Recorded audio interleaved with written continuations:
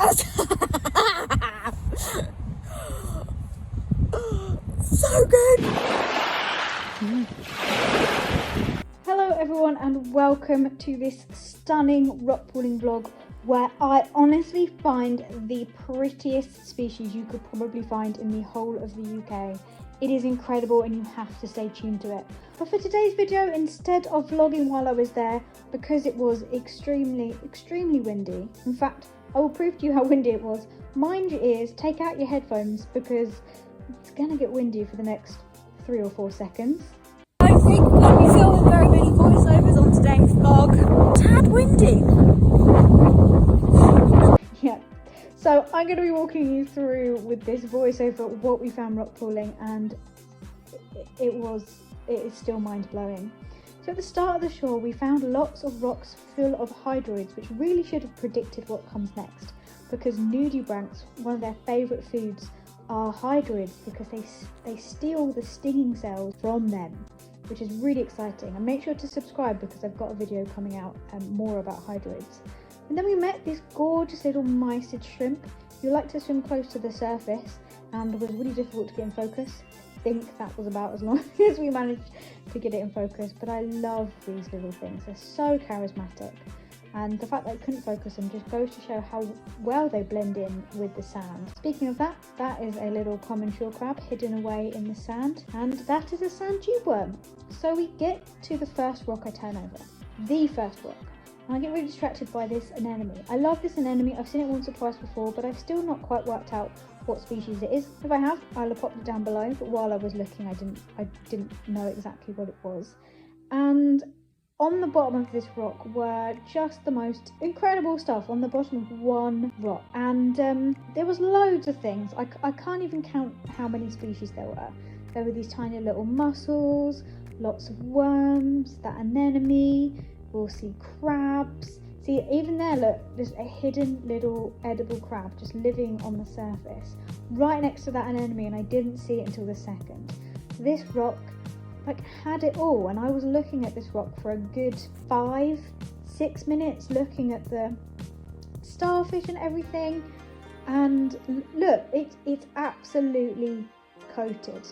And then, and I wonder if you can spot it as we go around the rock, I saw something that I am so glad I didn't miss, but I'm surprised I saw because it was so well blended in.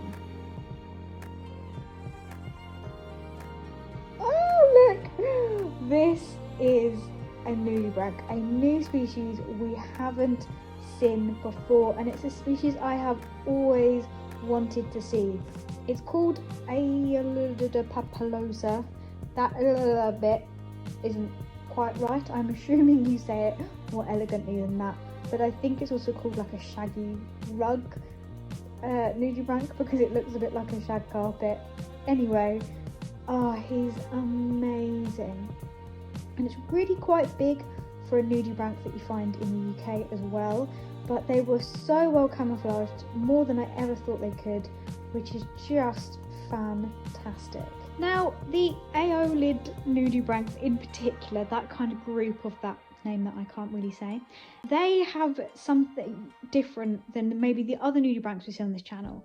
I'll link to here, but if you've seen nudibranchs that I call in the Doris, they always have a fluffy bum, which is the gills that they breathe out the back of their fluffy bum. And these type of group of nudibranchs don't have that. They have these things called serrata, which are all the little kind of tube sacs you can see on the back.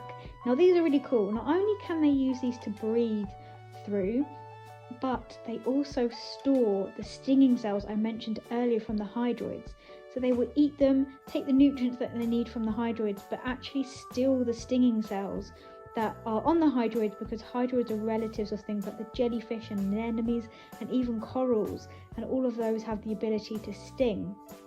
And so they steal them and keep them in these serrata, in these sacs, so that if anything eats it, it gets stung, and soon, eventually, species just learn to leave these alone.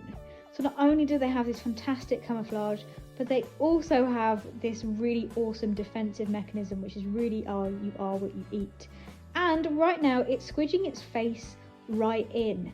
I went to put my finger next to it to show you the size of it, and it decided that it was very shy and kind of retracted its face in, and I was like, oh, I'm sorry, I didn't mean to make you camera shy, but don't worry, his face comes back out very soon. He wasn't camera shy for long, bless his little heart.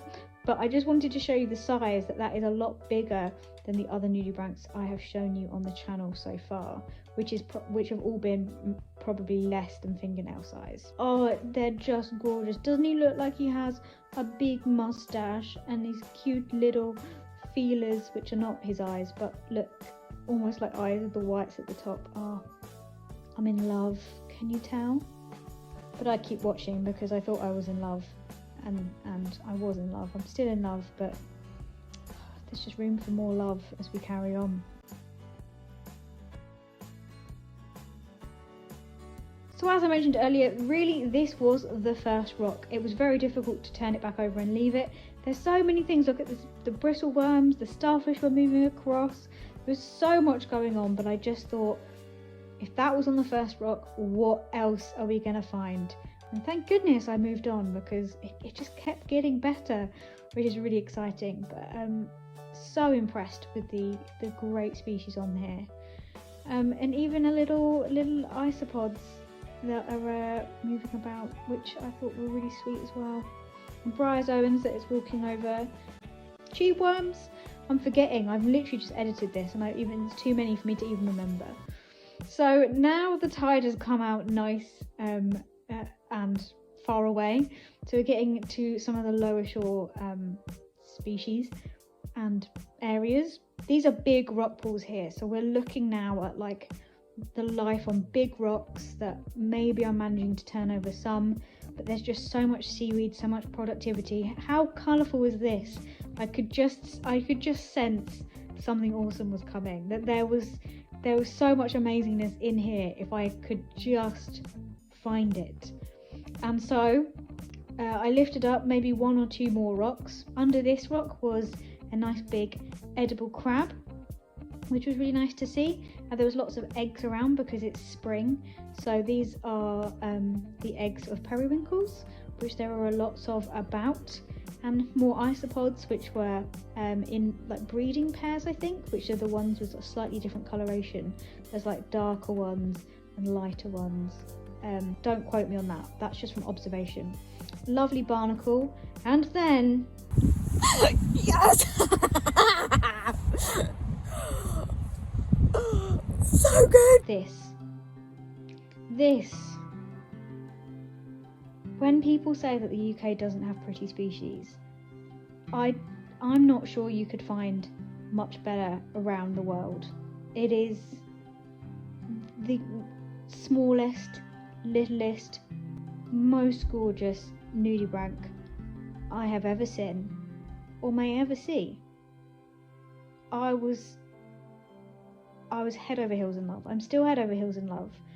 It was just so delicate and so colourful, and I don't know why I didn't put my finger next to it to show you the size, but I would say it's about half the size of my fingernail. This is my camera at like absolute maximum zooming in. It was tiny, and I cannot believe I saw it on the side of a rock. I took about 20,000 photos as well, which you can see on my social medias, because stunning. There was a real contrast of life in these rock pools, which was really amazing to see.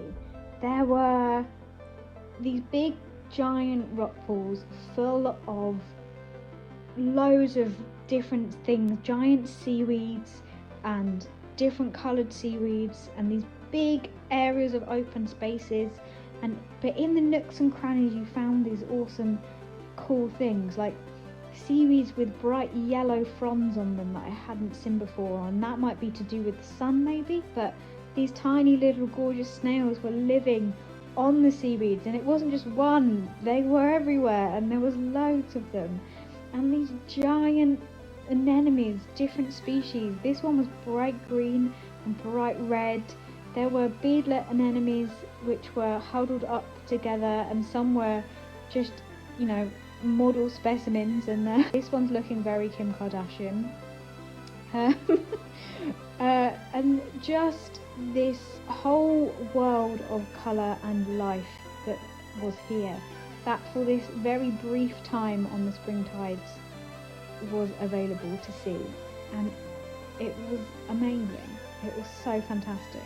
And I'll see you next time with another video. This is the second part in our spring tides video. There's definitely more coming up, so make sure to subscribe and like, and let me know what you thought of the nudibranchs, because they were particularly fantastic, and all the other species in the comments below. Have a great week, everyone. Bye.